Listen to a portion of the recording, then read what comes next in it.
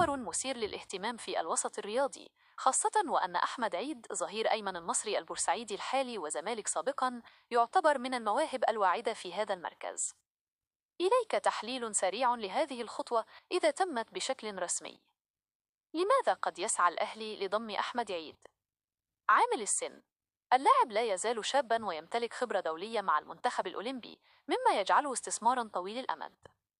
علاقة إمام عاشور. الصداقة القوية بين إمام وعيد منذ فترة الزمالك والمنتخبات قد تلعب دورا كبيرا في تأقلم اللاعب سريعا داخل غرفة ملابس التتش. الجبهة اليمنى. رغم وجود محمد هاني وعمر كمال عبد الواحد وخالد عبد الفتاح، إلا أن الأهلي دائما ما يبحث عن تدعيمات ببروفايل هجومي وسرعات عالية. عقبات وتفاصيل هامة.